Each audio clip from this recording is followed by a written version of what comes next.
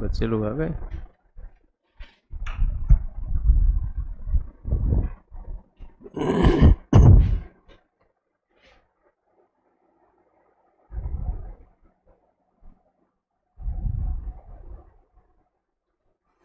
Hello दोस्तों, very very good morning सभी लोगों को, शुभ प्रभात। मैं बीबी मिश्रा आप लोगों का बहुत बहुत हार्दिक स्वागत करता हूं अपने टीचर्स एकेडमी के इस यूट्यूब चैनल से, जहां पे हम लोग नेट जेआरएफ के फर्स्ट पेपर की प्रिपरेशन करा रहे हैं, प्रैक्टिस करा रहे हैं। उन सवालों को हम लोग करा रहे हैं जो कि पिछले ईयर साल में आए हुए हैं, और मैं बार बार कहता हूँ कि ये आप लोगों को एक बड़ी अच्छी स्ट्रेंथ देते हैं। ठीक है, तो पिंकी वर्मा जुड़ गई हमसे। गुड मॉर्निंग बेटा पिंकी जी। सभी लोग चलिए आते जाइए। और आज मैं 2018 का एक सेट और लेके आपके सामने हाजिर हूँ, और आइए हम इन 2018 के इन सवालों को सॉल्व करते हैं। हाँ पिंकी बेटा, आपको वेरी वेरी गुड मॉर्निंग। तो इन सवालों को हम लोग सॉल्व करते हैं। एग्जामिनेशन निकालना एक बड़ी व्यवस्थित सुव्यवस्थित योजना होती है, एक आप प्लान करते हो। याद करिए, आप लोग हमेशा ज़िंदगी में कोई भी असफल होने की प्लानिंग नहीं करता। कोई भी जो बच्चा सेलेक्ट होता है, जो बच्चा सेलेक्ट नहीं होता, उसमें से कोई भी कभी भी फेल होने की प्लानिंग नहीं करता। अलबत्ता लोग प्लान करने में फेल हो जाते हैं। एक सक्सेसफुल प्लान कैसे किया जाए उसी में फेल हो जाते हैं, और इसके कारण उनकी कामयाबी नहीं पक्की हो पाती। तो एक बेहतर प्लान करने की ज़रूरत है ना। पिंकी बेटा, मैं बहुत ही अच्छा हूँ, आप कैसे हो? आप लोग अच्छे रहते हो, आपके टीचर्स बहुत अच्छे रहते हैं, है ना। मैं बहुत अच्छा हूँ, और भोले बाबा आप सभी लोगों को हमेशा अच्छा, स्वस्थ और कामयाब रखें। चलिए, बातचीत होती रहेगी और हम लोग अपना काम भी करते हैं साथ में। तो आपको पता ही है, यूनिट 5 और यूनिट 7 यानी 2 यूनिट मैं कवर कर रहा हूँ। इसमें एक में है मैथमेटिकल रीजनिंग और दूसरी में है DI डेटा इंटरप्रिटेशन के सवाल। 5 और 5 10 सवाल, ये सॉलिड है। बार बार कह रहा हूँ, बिल्कुल सॉलिड। थोड़ा सा ध्यान दीजिए, 10 का 10 आप लोग समेट सकते हो। ठीक है, तो ये पहला सवाल आपके सामने, जरा दिमाग लगाइए। क्वेश्चन ये कह रहा है, if dice is coded as FLGJ, ये तो कोडिंग का सवाल लगता है।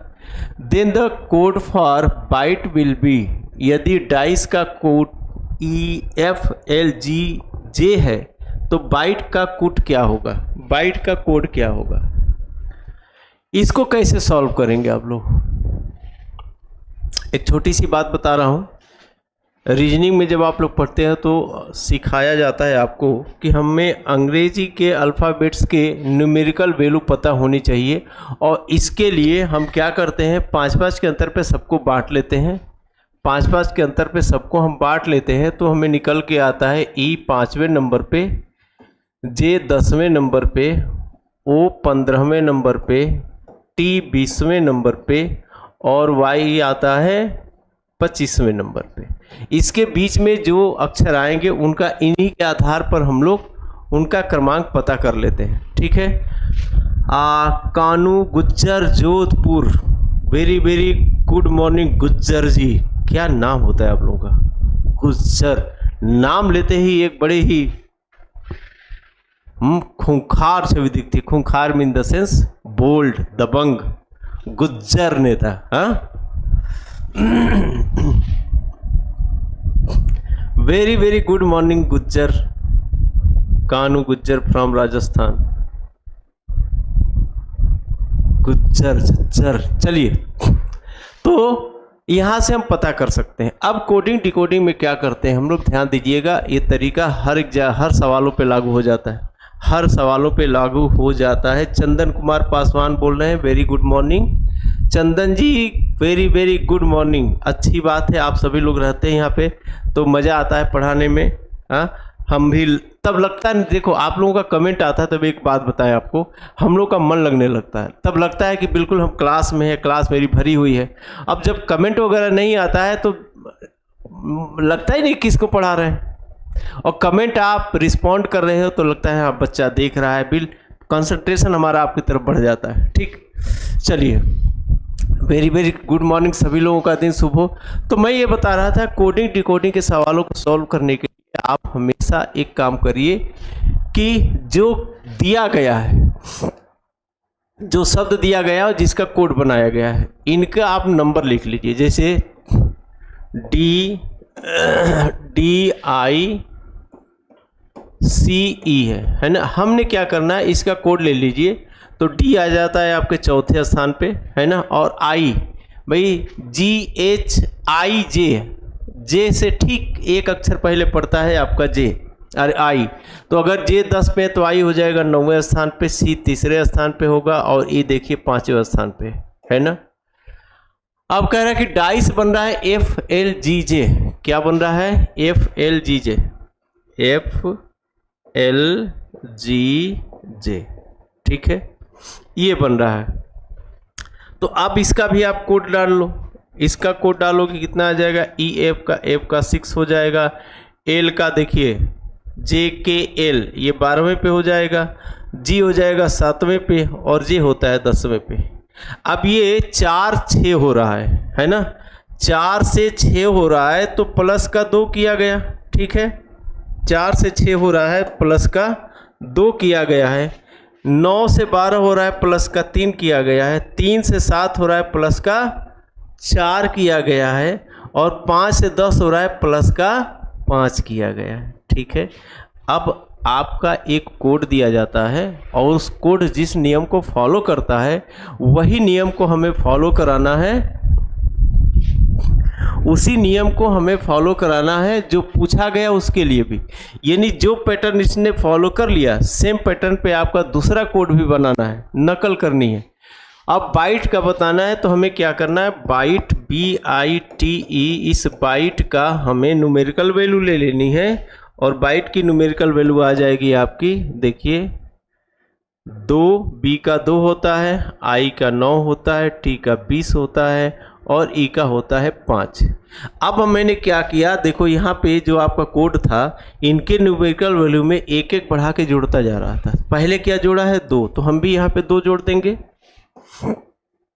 ये हो जाएगा 4, यहाँ पर 3 जोड़ देंगे, ये हो जाएगा 12, यहाँ पर 4 जोड़ देंगे, ये हो जाएगा 24, और यहाँ पर 5 जोड़ देंगे, ये हो जाएगा 10। अब इनका कोड लिख दीजिए, 4 का होता है D, ठीक है, 12 किसका होता है, तो 12 होता है L का, 24 की तक किसका होता है, XY X का, और 10 किसका होता है, तो ये होता है सर जी J का। कितना आ गया, DLXJ, DLXJ कहाँ पे है, ऑप्शन A देखिए आपका सही आएगा। तो यहाँ पर ऑप्शन A सही होगा। अब एक बात सभी लोग बता दीजिए, ये जो मैं तरीका बताया सबको समझ में आया, एक बार कमेंट कर दीजिए और इसको देख लीजिए ध्यान से। ये जो मैंने तरीके बताए सबको समझ में आया, किसी को कोई दिक्कत नहीं ना। अब कोडिंग डिकोडिंग के जो भी सवाल आएंगे, हमेशा एक चीज़ बात ध्यान रखिए कि 90% सवाल उसके इसी से हो जाते हैं। इवन अल्फ़ाबेट से रिलेटेड जितने भी क्वेश्चंस आने होते हैं रीजनिंग में, सब आ जाते हैं, ठीक है। पिंकी वर्मा कह रही हैं जी सर। चलिए आगे बढ़ते हैं अगले सवाल पे। ये एक सीरीज दे दी गई है, न्यूमेरिकल सीरीज है, और बेटा ये सीरीज दे दी गई है 7, 11, 19, 35 और 67। कह रहा है कि यहाँ पे कौन सा नंबर आएगा, यहाँ पर कौन सा नंबर आएगा ये बताना है, ठीक है। तो चलिए ज़रा आप लोग एक बार कोशिश कर लीजिए, फिर हम बताते हैं इसको, ठीक है। देखिए क्या किया गया है, नंबर्स में सीरीज कैसे बन रही है। सिंपली इसको जोड़ा जा सकता है ना, साधारणतया इनको जोड़ा जा सकता है। 7 के बाद 11 होता है तो +4 करेंगे, 11 के बाद 19 कब आएगा तो +8 करेंगे, 19 के बाद 35 आता है तो आप जोड़ दीजिए कितना, 15 से 9 गया, 6 2 का 1 गया, 16 प्लस कर दिया गया। और फिर यहाँ पे देखोगे तो 2 और 6 3 हो जाएगा, यहाँ पे 32 प्लस किया गया। तो अब क्या किया गया देखो, बढ़ कैसे रहा है, इंटू का 2 इंटू का 2 इंटू का 2, यानी गुणा करके हम अगली संख्या ले रहे हैं। 4 में 2 का गुणा किया 8 आया, 8 में 2 का गुणा किया 16 आया, 16 में 2 का गुणा किया तो 32 आया। तो सिमिलरली आगे यहाँ पे जो संख्या जुड़ेगी इसमें वो क्या होगी, 32 में 2 का गुणा करेंगे और हमें मिल जाएगा 64। इस 64 को हम इसमें जोड़ देंगे, कितना आ जाएगा, 7 4 11, 6 6 12 1 13, 131। कितना आ जाएगा, 131। ऑप्शन सी इसका सही आंसर होगा। ठीक है, option C, option C is correct answer, option C is correct answer.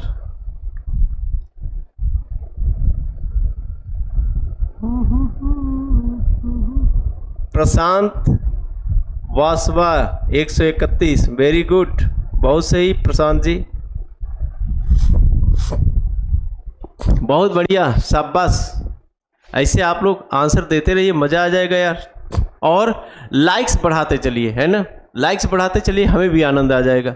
थोड़ी सी आपकी लाइक्स बढ़ती चले, अगर दिल से अच्छा लग रहा है तो, दिल से नहीं अच्छा लगे कोई बात नहीं, अगर दिल से अच्छा लगता है, नहीं सर जी पढ़ा रहे हैं, हमें समझ में आ रहा है और मेरे काम की चीज़ें हो रही है, तो आप लोग इस वीडियो को ज़रूर शेयर करते चलिए, लाइक करते चलिए और चैनल को सब्सक्राइब ज़रूर करिए, ताकि आपके लिए, आपके करियर के लिए इम्पोर्टेंट इन्फॉर्मेशन आप तक जाती रहे, सबसे पहले आप तक जाए और आप उसका लाभ उठाएं।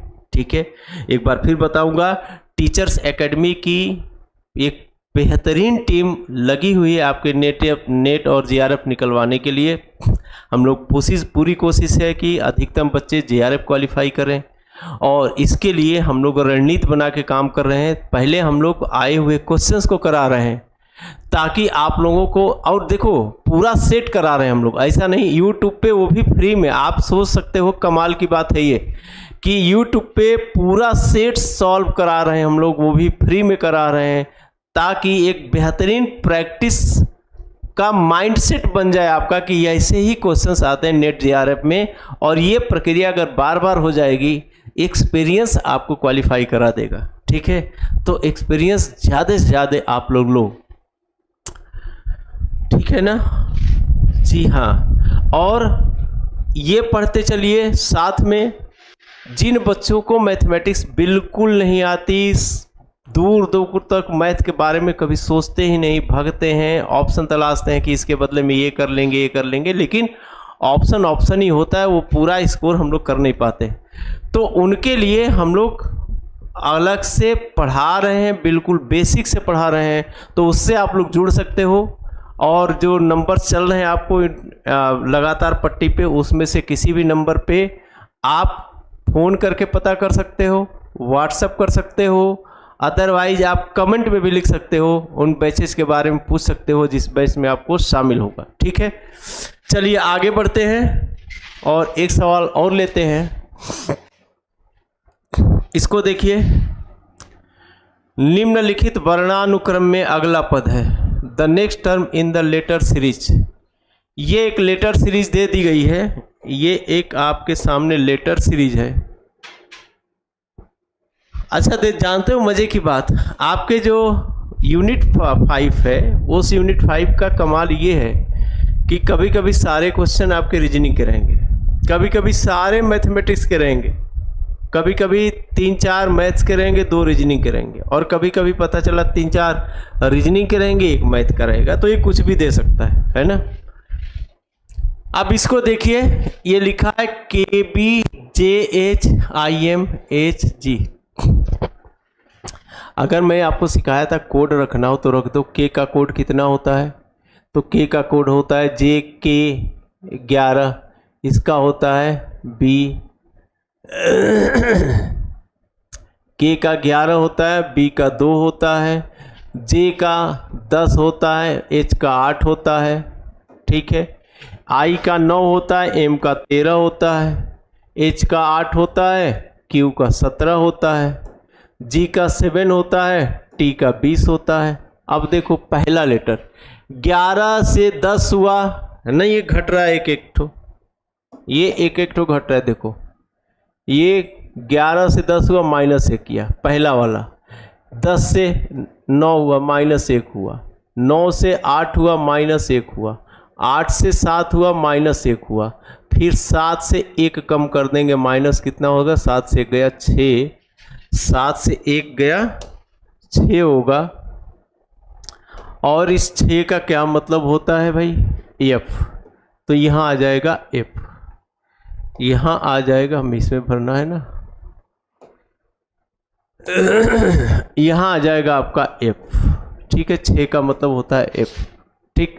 तो एक तो एफ आ गया। और दूसरा देखिए बी, 2 से 8, 8 से 13, 13 से 17, 17 से 20, यानी यहाँ पर देखोगे आप तो 2 में क्या किया गया, +6, 8 में प्लस करके 13 ला रहा है, यानी +5 किया गया, 13 में प्लस करके 17 हुआ है, +4 किया गया, 17 में प्लस किया गया 3, तो 20 हो गया। अब 20 में हम क्या प्लस करेंगे, एक एक घटते हुए प्लस हो रहा है, 3 के बाद 1 घटाएंगे आएगा 2, 20 में 2 जोड़ देंगे तो हो जाएगा 22, और 22 का मतलब क्या होता है, यू बी, 22 का मतलब बी। तो आपका आंसर क्या आ जाएगा, एफ बी, ऑप्शन सी सही हो जाएगा। आशीष कुमार, एफ यू नहीं होगा बेटा, एफ बी होगा। सनी रघुवंशी ने सही आंसर बताया है। सनी रघुवंशी का आंसर बिल्कुल सही है, जबकि आशीष कुमार एफ यू कर दिए हैं। आशीष बेटा एफ बी होगा। Prashant Vasava F B, very good very good, सही आंसर दे रहे हैं भाई आप लोग, क्या बात है। You all are very good competitor, आप सभी एक बहुत ही अच्छे कंपटीटर हो, ठीक है। तो ये भी सॉल्व हो गया। अब एक बात बता दो आप लोग, सॉल्व तो हो ही जा रहा है, समझ में सभी को आ रहा है, कॉन्सेप्ट क्लियर है, किसी को कोई डाउट है तो कमेंट कर सकता है, और हम आपके साथ हैं।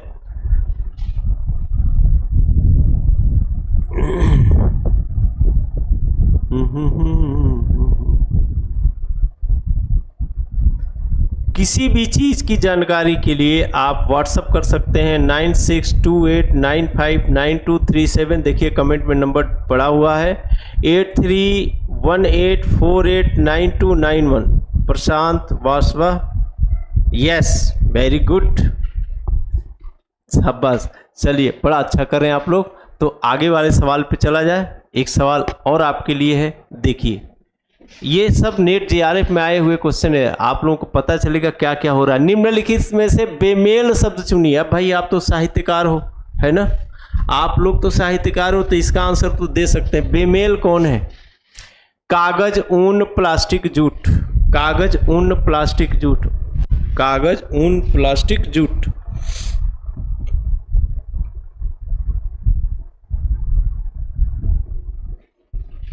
जल्दी से बताइए, ये वाला क्वेश्चन तो भाई बहुत इजी है। हाँ बच्चा लोगों, इट्स सो इजी है कि नहीं, बताइए। ये वाला सवाल तो बहुत इजी है ना, तो ये तो आपको कर लेना है, हाँ, और जल्दी करके आंसर बता देना है। बताइए तो। ला ला ला ला ला ला। सनी रघुवंशी ऑप्शन बी कह रहे हैं, ऊन वूल कह रहे हैं भाई, ये इसका। हाँ जी, प्रशांत वासवा वूल कह रहे हैं। सनी रघुवंशी नहीं, सनी रघुवंशी ने बताया ऑप्शन बी। और कोई बच्चा, और कोई प्यारा बच्चा जो इसका आंसर बता सकता है क्या होगा। अरे यार देखो, कागज, कागज क्या है,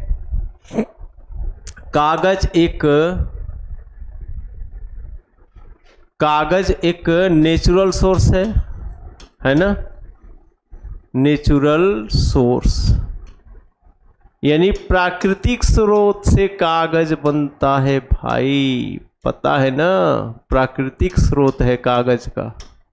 ऊन का भी नेचुरल स्रोत है, ऊन का भी नेचुरल स्रोत है। भेड़ के बाल से बनता है ऊन, पता है ना आप लोगों को? हाँ, अच्छा, प्लास्टिक नेचुरल स्रोत नहीं होता है ना, नॉन नेचुरल स्रोत है ये, नॉन नेचुरल सोर्स, अप्राकृतिक स्रोत है ये। और जूट ये भी नेचुरल है, ये भी नेचुरल स्रोत है। तो यहाँ पे कह रहा है बेमेल शब्द करना है, ये तीन तो नेचुरल हो गए, ये अननेचुरल आ गया है प्लास्टिक, तो ये होगा ऑप्शन सी। इसका आंसर होगा ऑप्शन सी। आशीष कुमार कह रहे हैं प्लास्टिक, हाँ तो ये बी में है बेटा, सी में नहीं है। सनी रघुवंशी सी, यस सी होगा, वूल नहीं होगा बच्चों, मेरे प्यारे प्यारे बच्चा लोगों, वूल नहीं होगा, ये होगा प्लास्टिक। चलिए आगे बढ़ते हैं। अब ये देखिए ब्लड रिलेशन का क्वेश्चन है ना, एक ये ब्लड रिलेशन का क्वेश्चन है, और इस क्वेश्चन को आप लोगों को सभी लोग को सॉल्व करना चाहिए। संबंधों में आप लोग सभी लोग बेहतर हैं। किसी पुरुष की ओर इशारा करते हुए अभिजीत ने कहा उसकी पोती। अब देखो ये है कोई मिस्टर अभिजीत, ध्यान दीजिए, ये अभिजीत हैं और अभिजीत एक पोस्टर की ओर इशारा कर रहे हैं, किसी पुरुष की ओर, अच्छा है पुरुष की ओर इशारा करते हुए कह रहे हैं, यहाँ पे कोई पुरुष है, कह रहे हैं कि एक पुरुष है मेल और इस मेल की पोती, इसकी मेल की पोती, पोती यहाँ पे आ जाएगी, मेल की पोती, पोती मेरे भाई। अब इनका कोई भाई भी आ गया, इनका ये भाई आ गया अभिजीत का, कह रहा है कि इसकी पोती मेरे भाई की अकेली बेटी है। भाई कह रहा है कि ये मेरे भाई की अकेली बेटी है, ये इनकी बेटी हो गई।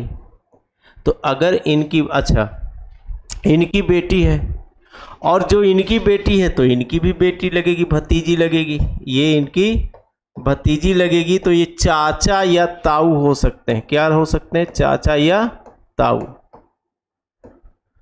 अब एक बात बताइए, इंसान इसकी तरफ इशारा कर रहे हैं, कह रहे हैं कि इनकी पोती, तो जरा सोचो, हाँ इनकी पोती मेरे भाई की बेटी, यानी बात किसकी हो रही है? मेरे पिता की बात हो रही है ना, मेरे पिता की पोती मेरे भाई की बेटी होगी, सीधी सी बात है। तो ये क्या बन जाएंगे? ये दोनों के पिता बन जाएंगे कि नहीं? ये जो जिनको इशारा कर रहा है ये इन दोनों के क्या बन जाएंगे? पिता। अब जो पूछ रहा है उस आदमी का अभिजीत से क्या संबंध है, तो आदमी अभिजीत का क्या बन रहा है भाई? पिता बन रहा है। ऑप्शन ए बिल्कुल क्लियर है, ऑप्शन ए इसका बिल्कुल क्लियर है। बताइए कहीं कोई दिक्कत है इसमें? हाँ, चाचा कहाँ से आएगा यार?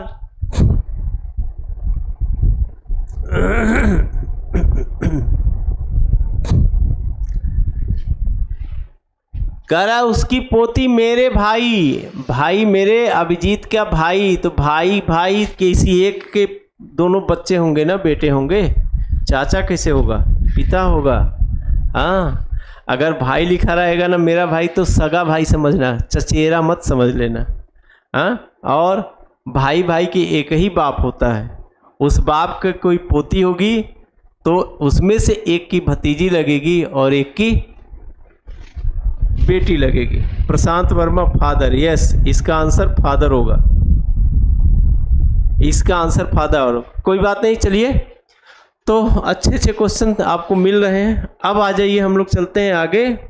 यहाँ तक किसी को डाउट? यूनिट 5 में ये 5 सवाल रहते हैं, रीजनिंग के थे, सभी के सभी रीजनिंग के थे। तो आप लोगों में से किसी को किसी भी सवाल पर रीजनिंग के कोई समस्या आई नहीं आई ना।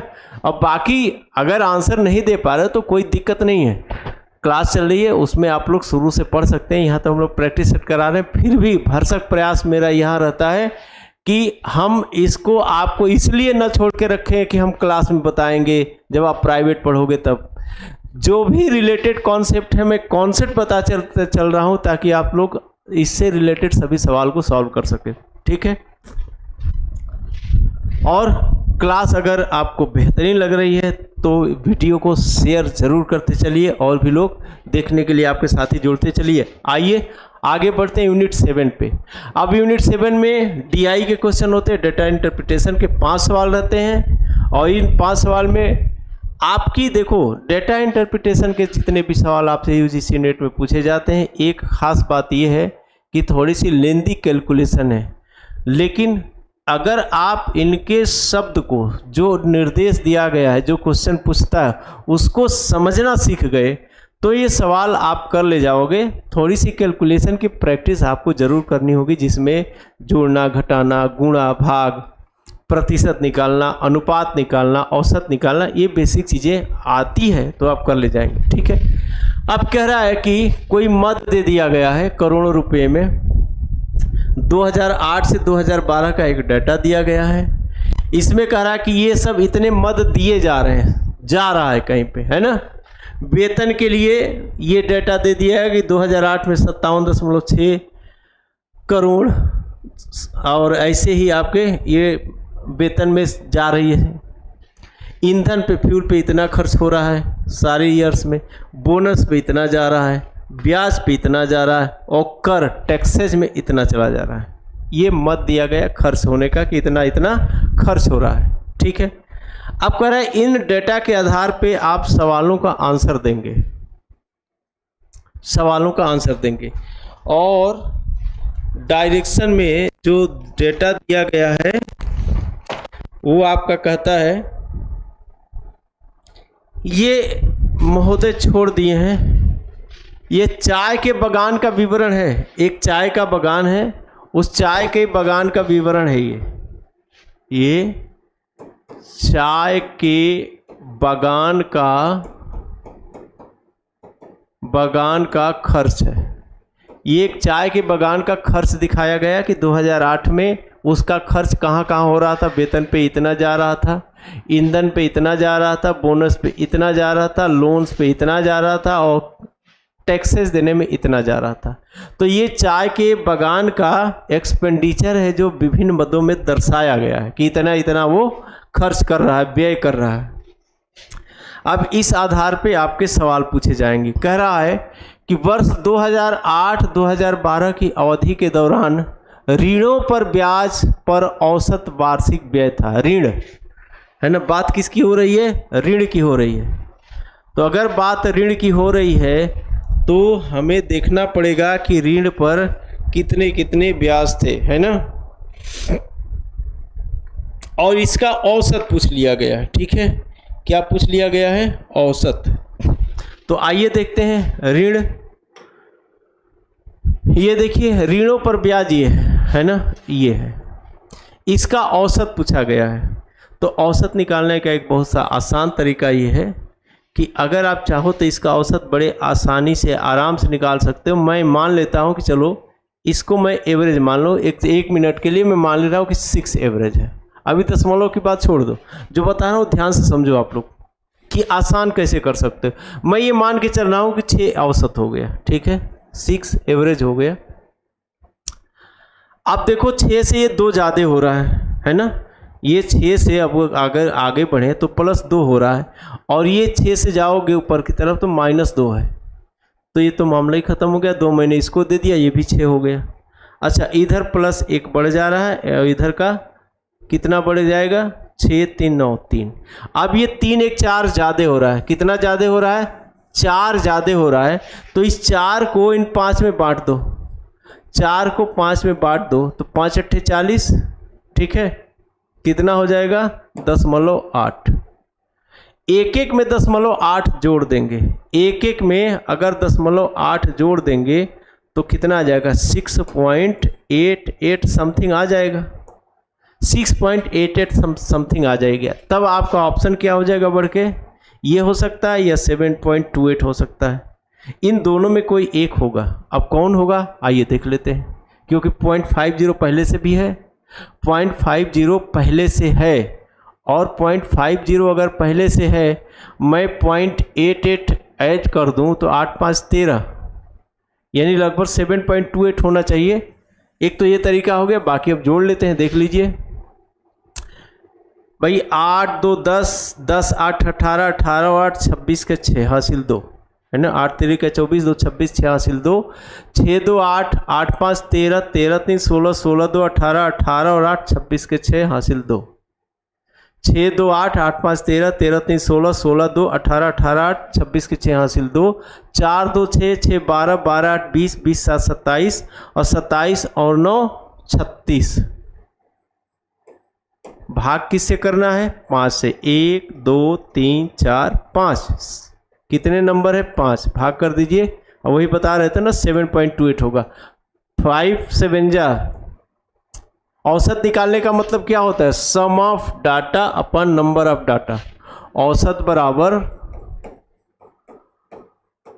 सम अपॉन नंबर, जितने नंबर है। तो 5 7 35 हो जाएगा, 16 और ये जाएगा 1 16, 5 3 15। मैं एकदम करेक्ट बता रहा था, ये गलत दिया 7 पॉइंट। भाई 5 7 35 करेंगे, 16 5 1 15 होगा, 5 3 15, 7.33 होगा, है ना। ये 7.28 ना होगा, 7.33 होना चाहिए। बहरहाल 7 पॉइंट हो तो होगा, 7 पॉइंट तो ये होएगा ही। तो आपका ऑप्शन इसमें कौन सा दिया आइए देखते हैं।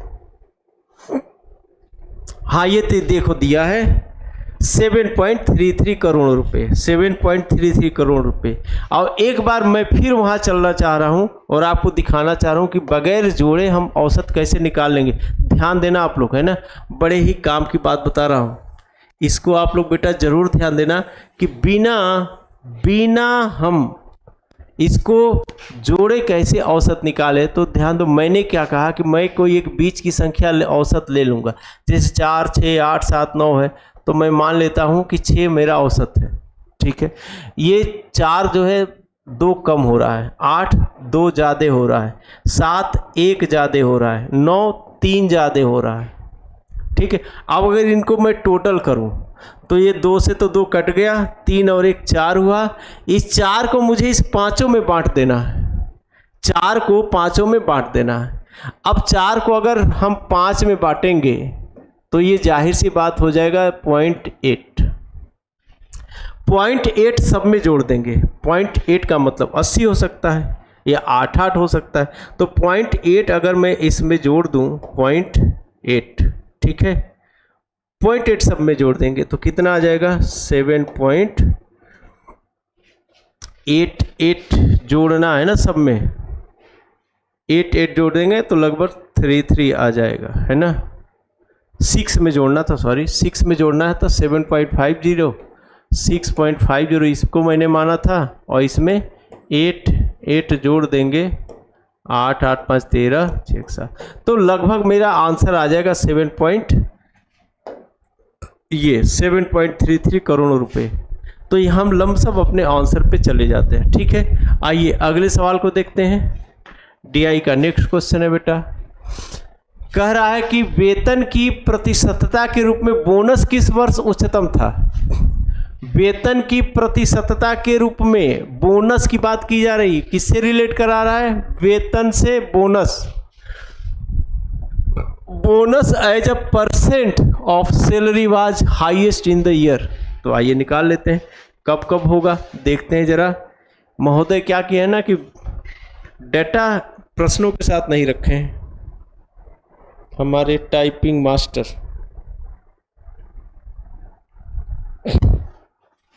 चलिए हाईएस्ट पूछा गया, एक बार फिर हम डेटा पे आएंगे अपने, एक बार फिर हम डेटा पे आ जाएंगे। ये यहाँ से आता है कहीं से किनारे से कि नहीं, ये देखिए डेटा है यहाँ पे, हाँ ला ला ला ला ला ला ला ला ला। वेतन पे अगर हम पहली बात करें, देखो आप, और ये है वेतन 57.6, यहाँ पे आप बोनस देखेंगे 0.6 है, तो लिखेंगे 0.6। और किसकी किसकी बात कर रहा है? 2008, 9, 10, 11 तक की बात कर रहा है ना। देखो कह रहा है 2008, 9, 10, 11 का परसेंटेज निकालना है। बोनस का किस पे निकालना है? वेतन पे। परसेंटेज निकालेंगे तो क्या आ जाएगा भाई? यहाँ पे हम करेंगे 0.6 इंटू 100, 0.6 इंटू 100 करेंगे, ठीक है। ये 0 0 कट जाएगा, 7 6 13 5 18, यानी कि ये 6 से कट सकता है। 6 6 9 54 और 36 6 9 6 6 का 36, 96। इसको मैं काट सकता हूँ किससे? या 4 से काट सकता हूँ, 25 और ये हो जाएगा 24, ठीक है। 25/24, 25/24 का मतलब होता है 1 सही 1/24%। ये तो ये निकल आया, ठीक है बेटा। अब मैं बात करूं दूसरे की, तो एक तो आ गया 1 सही 1/24%। तो ऐसे ही हम सबका अगर कैलकुलेट करेंगे तो हमारा हाईएस्ट लेवल किस में आ जाएगा? वेतन के दौरान।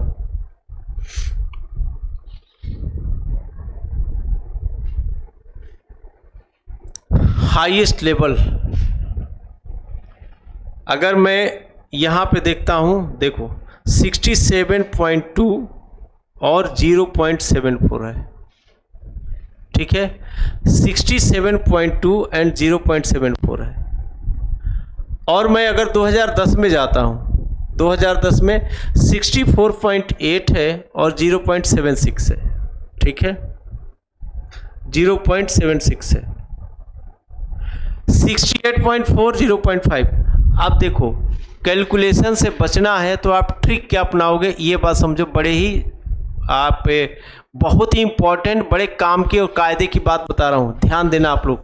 इस तरीके से कैलकुलेशन पे जाना ही नहीं है, मैं आपको एक तरीका बता रहा हूँ, समझो। बात आ रही कि मुझे उच्चतम लेवल लेना है परसेंटेज में। हमेशा ध्यान देना आप लोग, जब भी हाईएस्ट लेवल आएगा तो कैलकुलेशन हमें देखना न्यूमरेटर ग्रेटर होना चाहिए डिनोमिनेटर से, न्यूमरेटर ग्रेटर होना चाहिए डिनोमिनेटर से। यहाँ पर आप देख रहे हो 0.60 है, यानी 0.60 है ये। तो 0.60 का मतलब कितना हो गया?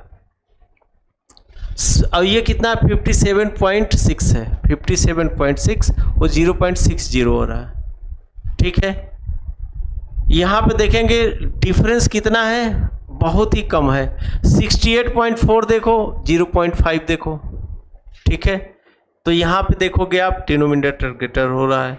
64.8 है, 0.76 है। यहाँ पे देखेंगे आप तो ये मात्रा आपकी इस डिनोमिनेटर से बढ़ जा रही है और ज़्यादा बढ़ रही है। 64.8 का इससे ज़्यादा डिफरेंस है, ठीक है। यहाँ पे डिफरेंस से कम हो रहा है, तो जहाँ पे सबसे ज़्यादा डिफरेंस दिख जाएगा वो आपका आंसर हो जाएगा, और वो बड़ा है तो इस तरीके से हमारा ऑप्शन 2010 आ सकता है। अदरवाइज हमें कैलकुलेशन करना ही पड़ेगा, है ना। तो आप इसका आंसर निकाल सकते हैं। 2010 का डाटा आएगा कितना? हाईएस्ट 2010, ठीक है। ऑप्शन सी इसका करेक्ट आंसर होगा। ऑप्शन सी इसका बिल्कुल करेक्ट आंसर होएगा, ठीक है ना बच्चा लोगों? हाँ जी, आइए आगे बढ़ते हैं। अगला सवाल क्या है?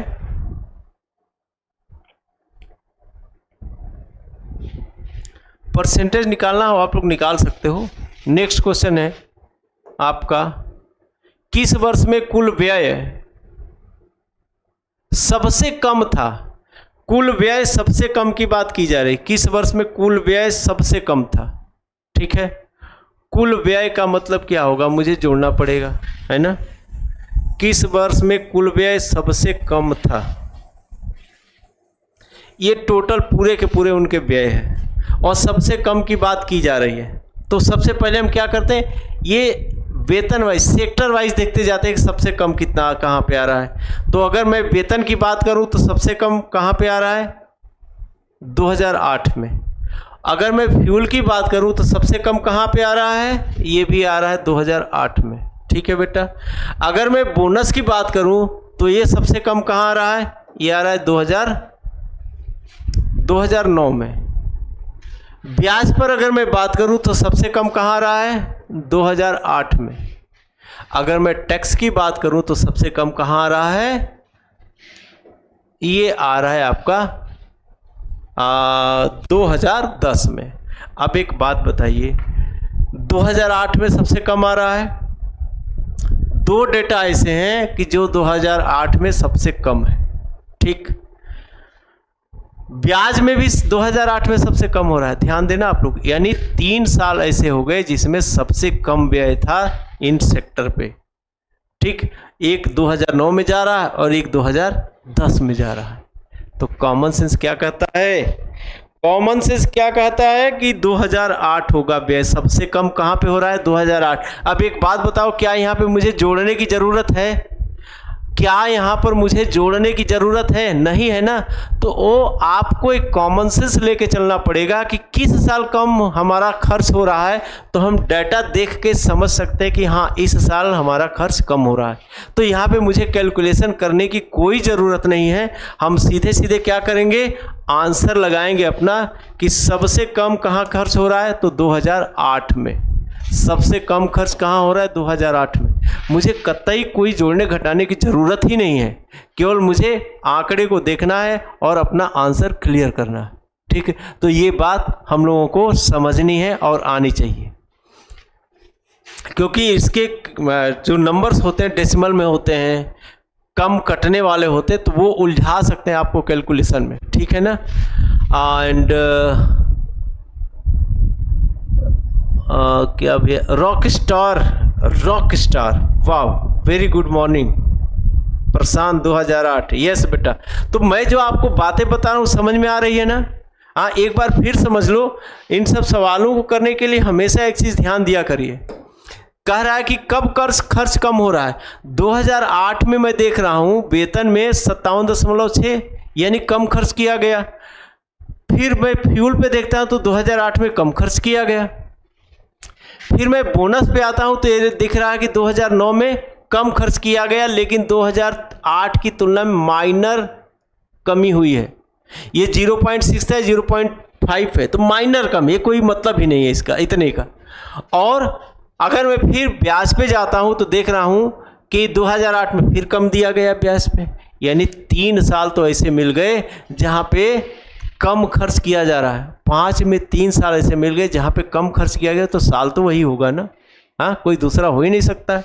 तो इसलिए आंसर क्या आएगा? 2008 ही आ जाएगा। ठीक, चलिए अब आगे कह रहा है किस वर्ष में वेतन पर व्यय में प्रतिशत वृद्धि 10% से अधिक थी? वेतन पर व्यय में प्रतिशतता वृद्धि 10% अधिक थी 2009, 2010, 2010, 2012 वेतन पर। आइए देखते हैं वेतन पर कितनी थी। वेतन, ये है आपका वेतन,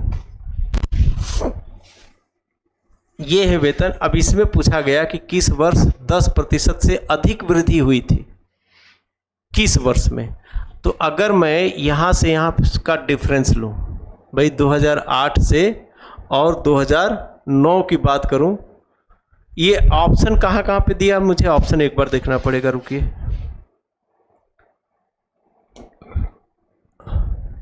दो 2009, 2010, 2010, 2012, 2011, 2012, 2009, 2012। ठीक है, अच्छी बात है, इसको साइड से ले लें तब।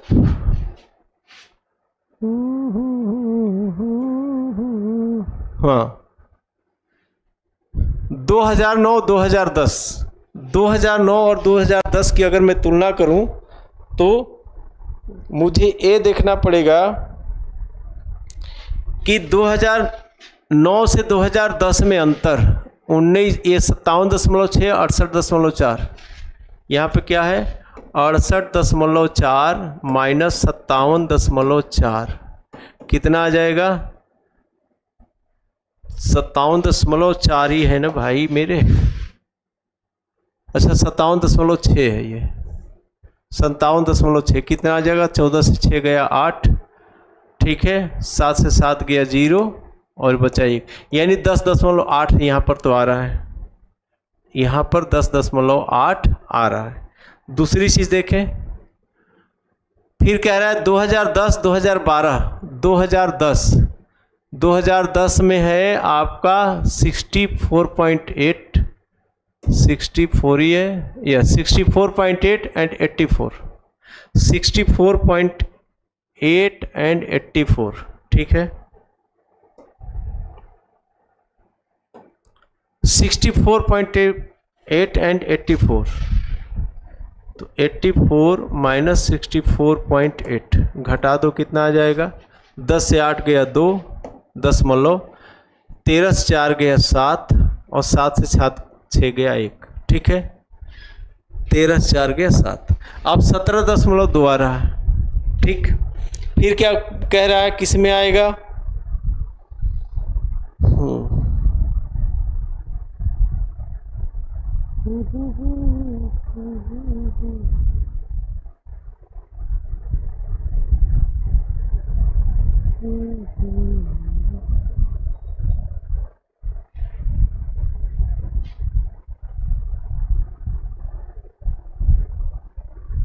2012 में बात कर रहा है। 2012 में मैं देखूं 2009 2012 की तुलना में, तो स्पष्टता हमें हर जगह कैलकुलेशन करनी होगी क्या क्या किए हैं ये।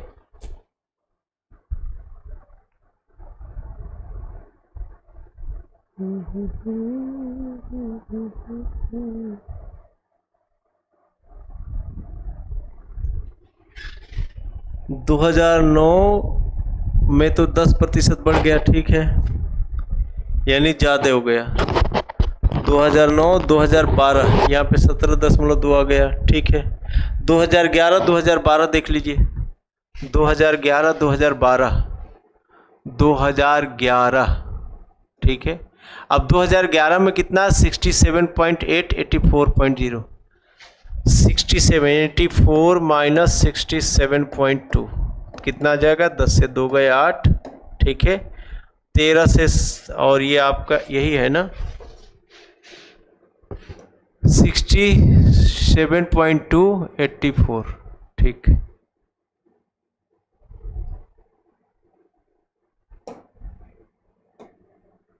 तो घटा दीजिए कितना आ जाएगा ये 10 से 2 गया 8 बचा 3, 3 से 2 गया 1 और ये बच जाएगा आपका 8 से 6 गया 2, 21.8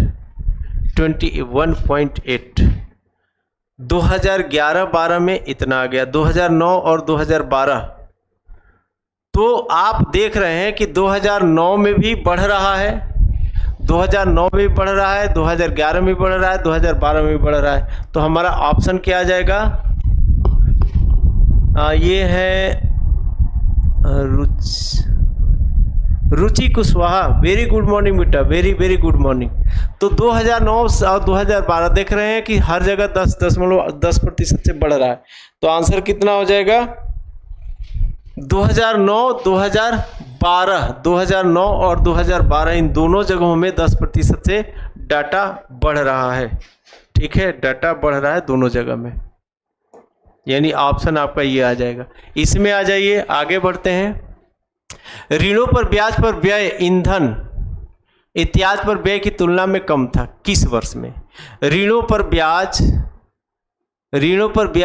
पर व्यय ईंधन व्यय in which year the expenditure of taxes and interest on loans was less than the expenditures on fuel etcetera. किस वर्ष? क्या लिख देते हैं सब यार, गड़बड़ सब। किस वर्ष करों और ऋणों पर ब्याज पर व्यय ईंधन इत्यादि पर व्यय की तुलना में सबसे कम था। ठीक है।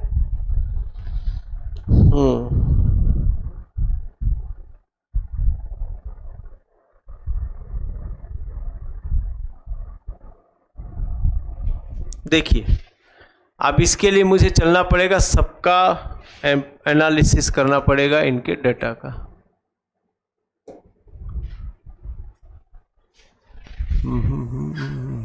देखिए, अब ये कह रहा है सवाल आपका कि एक बार क्वेश्चन देख लीजिए प्रशांत। डी, यस डी होगा मेरा प्यारा प्यारा बच्चा। किस वर्ष करों ऋणों पर ब्याज पर व्यय ईंधन इत्यादि की तुलना में कम था? 2009 में करों ऋणों पर सम्मिलित व्यय अगर मैं देखूं, कर और ऋण पर 2009 में सम्मिलित व्यय कितना है? कर और ऋण अगर मैं इसको जोड़ दूं तो कितना आ जाएगा? ये 8 हो जाएगा। ठीक है।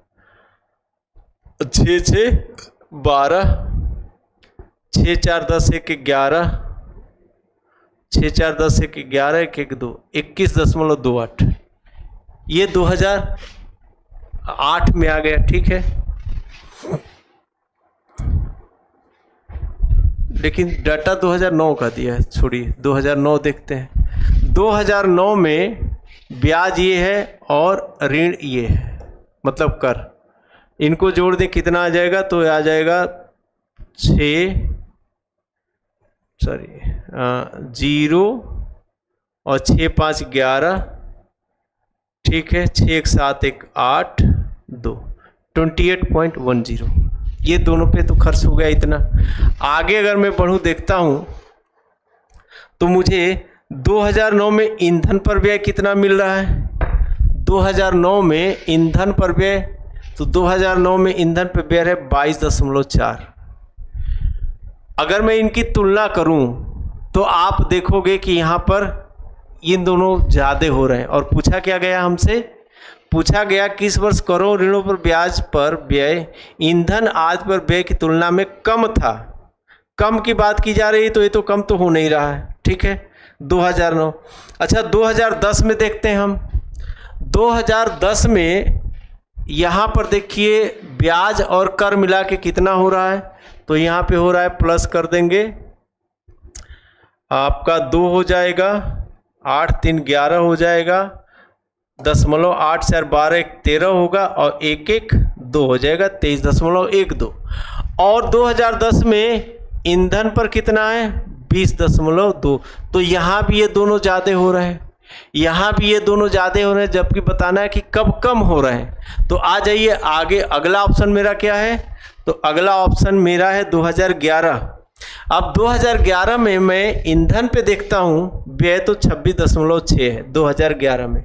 और 2011 में मैं जब जा रहा हूँ ब्याज और कर पर, तो यहाँ पर देखिए कितना हो जाएगा? अगर प्लस कर दें तो आ जाएगा 8। ठीक है, 8 और आपका हो गया 6 2 8, ये भी 8 हो जाएगा और ये आ जाएगा 0.774 1 1 2।